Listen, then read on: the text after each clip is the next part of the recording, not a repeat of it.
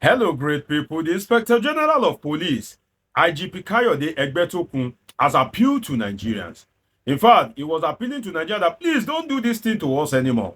Change your ways, Nigerians. Stop doing this thing to Nigerian police. And you know that for somebody in of the Inspector General of Police personality, for IGP to appeal to Nigerians, for him to beg and say, Nigeria men na temper justice with mercy, say the matter is very serious. The IGP begged that Nigerians should stop posting police on social media. Now, in this video, I'll tell you why the IGP made that appeal. I'll tell you why Nigerians usually post police on social media, the plight of Nigerians, how police can actually stop that by action rather than pleading or appealing to Nigerians, and why Nigerians will actually not stop doing that, and what the police can do to strengthen its operations and confidence in the Nigerian people. Now, let us dive into this thing. The thing is, if you look at it, Nigerians, they look at it that the best way to get justice is to put it on social media. The IGP appealed that you should always report to the police complaint unit. But then, let us look at this. If the police complaint unit have the confidence of Nigerians, or if it has been effective, there won't be NSAS in the first place.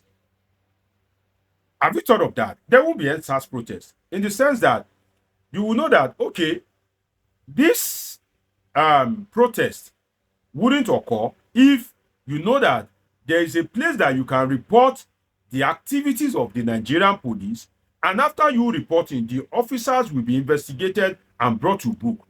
Definitely, you won't want to hurriedly rush to social media. But because there's always this paddy in the police complaint unit as well. There is connection, man oh man, in the police complaint unit as well. The esprit de corps spirit also apply in the police complaint unit as well. And Nigerians are not getting adequate justice. That justice barely comes except your matter is before the court of public opinion. So long as Nigerians still feel that the best way to get justice is by posting on social media, they'll keep doing so, because Nigerians believe that having a viral video aids justice, and that has proven to be effective in the past against officers of the Nigerian police. So long as that happens, Nigeria will stop recording. Another thing is that I think police should permit recording, video recording, because this will aid the conduct of police officers. Imagine if a police officer knows that if he approaches you or she approaches you and you are permitted to record officially, that you can be recording everything that transpires, that will make the police officer to be efficient and be careful of his dealings with you. So that is why in the developed world, they encourage you to even record your transaction with the police for transparency and accountability, both on your part and on the part of the Nigerian police. And I will tell you why people do not, why Nigerian police may not allow video recording. I will tell you that later in this video. But the thing is, why is IGP concerned? Why is he concerned? Anyway, he is concerned because the implication of those social media videos that you guys used to post on social media is denting the image of the Nigerian police, particularly before foreigners.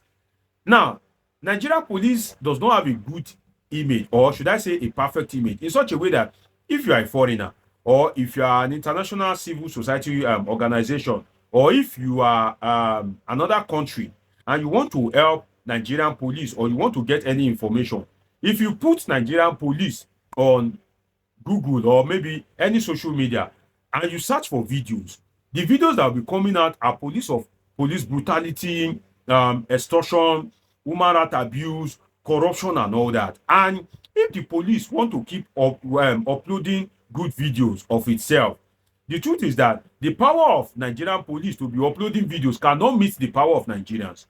And the thing is, Nigerians won't share the good video that Nigerian police upload, they are not interested in that. But if you upload a video of corruption, brutality, human rights abuse, extortion, people will begin to share it immediately. So the voice of the people in terms of negativity is greater than the positivity for the Nigerian police in terms of the image of the Nigerian police on the social media. So it's giving Nigerian police bad image. For instance, if another country want to support Nigerian police in terms of maybe training, ammunitions, equipment, or through any other means, if they want to make research about Nigerian police, if everything done set, if it is a country that largely cherish human rights, when they search for Nigerian police, the rate of human rights abuse, extortion, corruption that they will see, that country would have a rethink, because they will think that the ideals or the modus operandi of Nigerian police contradicts their own modus operandi, that is mode of operation. And that itself is a dent on the image of Nigerian police officers. Now, why won't Nigerian police allow recording? You see, the police officers themselves, they know what is obtainable in the system, because they too rose through the ranks. They know the reality of Nigeria, and they are Nigerians themselves. It's because of some sharp practices. If you allow Nigerians to be recording, if police allow Nigerians to be recording the conduct of Nigerian police, as I've earlier asserted, social media will be full, because some policemen even do not know how to talk. Some policemen do not even know how to kind of like do their job rightly. Let me give you an example. There was a time some years ago, somebody called me that, he's at the police station, he has an issue and all that. So I went to the police station, and on the counter, there are some ladies there. So when I told them that I'm here to see so person in detention, they now said that, that I should go and I should get Isaiah. You know, the normal Nigerian police will get that I should get Isaiah. And I know that constitutionally, it is not my right to get Isaiah for the Nigerian police. In fact, the police itself, the police authority will say bail is free, but we know that it is not free. But then we can't really blame the police totally, because it is government that's supposed to provide all this amenity. But if government do not provide it, the DPO will not be removing some of his salary to provide these things. And if there's no adequate budget for the police, the IGP will not pick the money in his bank account to fund the Nigerian police. So that's some of the fault in that is that of the Nigerian government, in fairness to the Nigerian police force. But then when I said no, there's usually a table beside the counter in most police stations. A man was seated there. He's an inspector. So the woman just said I should talk to that other person. And I said, I saw his name tag, and I said, Inspector so and so. And the man just flare up that no, they call me like that to no be you give me uniform. Oh. And I'm like, what's wrong with this? Is this one normal at all?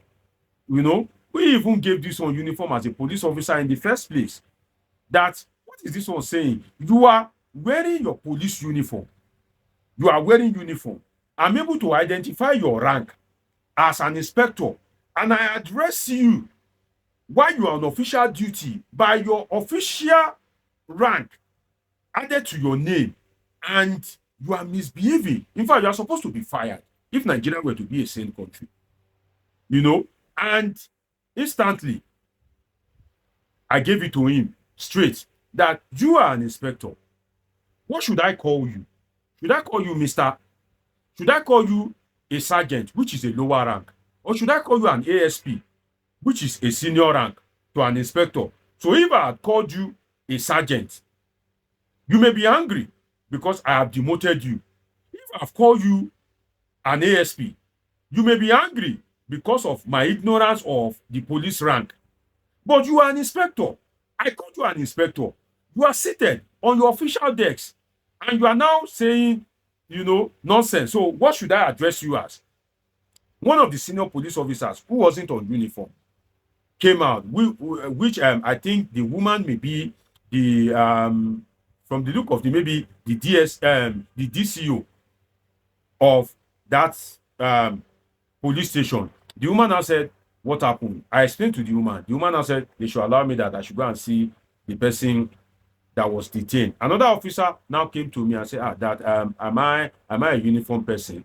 You know, that maybe am I military or a DSS? Because it was one day I was able to identify the rank. I just look at that one that, you think it is all Nigerians that are ignorant, By the way, I have, there's no way you wouldn't have maybe friends or family or one or two person, in maybe the police or the military or something. So, and if you are educationally inclined and you are conscious of your society, being able to identify rank is one of the things that are kind of like crucial and important. In fact, if you address a policeman by his rank, he will be careful with you because he knows that, oh, you are well informed.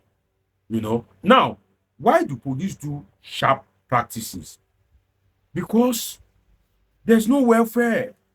So the police sometimes they do overdo, like the instance that I just gave you, asking me to go and buy a jar or asking me for money before I see him. It's not, it's not legal. It's not ideal. But then they have to do it because there's lack of adequate welfare for members of the Nigerian police. So they have to find extra means, and sometimes which is through sharp practices. So there's no way police will not be involved in sharp practices, except they are not Nigerians, because their pay, just as your pay, is not enough. So they too, their pay is not enough. Those are some of you usually use biro, or you abuse your office. It's not only Nigerian police, that you abuse your office to corner something for yourself. So it's also some of these people in the Nigerian police. By the way, there are some brilliant, fantastic officers in the Nigerian police. Not every policeman that is corrupt or cutting corners or doing bad things. I need to stress that and emphasize it. But then, why do Nigerian police officers do sharp practices? It is also because Nigerians don't obey the law. May we talk true to ourselves. Now, no, they obey law. Know they obey law. Now, like to embrace shortcut. You be like, yes, I go bribe police now. As if you get this thing. That's the way Nigerians are wired. And on the part of the police, in fairness to them, there is a cultural input, as in the conduct of the police, or if you like, the misconduct, depending on how it appears to you. There's a cultural input to it, in the sense that as Nigerians, we are being told that if you do something wrong, once you begin to beg, that you are naturally supposed to be forgiven. In fact, there's a Yoruba adage that if you do something wrong, if you immediately identify that you've done something wrong, you won't be severely punished for your wrong. So, because of that cultural practice, definitely when people do wrongs, or maybe when they commit any infraction, they begin to beg. So based on the culture that if people beg you, you forgive. Police sometimes have no choice, and our people sabi beg. Some people sabi beg. And the truth is that under that kind of instance, some of the police officers want to temper justice with mercy, but then they won't leave you for free. Right? So what I'm saying is government should take care of the welfare of the Nigerian police. Nigerian people should start doing the right thing. Then there should be training and retraining for police officers. Like that inspector that I told you his story. He needs to be thoroughly retrained. Because his conduct that day was unbecoming of a police officer. But IGP, do these things, and Nigeria will begin to have confidence in your police force. Then, rather than rush to social media, they'll be rushing to the complaints commission. I think that is the solution. But just appealing, Nigeria know the air appeal, because police, they do people strong things every day. It's been an interesting time with you on this episode of Politics with Dr. Omoshola Deji. Dr. Deji is a political scientist with a PhD in political science, and this is where we analyze politics and happenings in the polity. Do want to subscribe, turn on your notification button, catch up with my past videos, and of course, I have great, interesting videos coming your way. Till I see you again, of course, you already know that I love you all sincerely.